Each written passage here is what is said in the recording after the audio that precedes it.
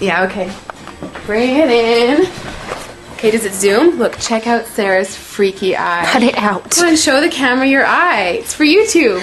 Look, we were just sitting there an hour ago, chilling out, and one of Sarah's eyes turned a totally different color than the other. Come on, it's for YouTube. Sarah? Sarah, you okay? I was just kidding. What's happening? Sarah?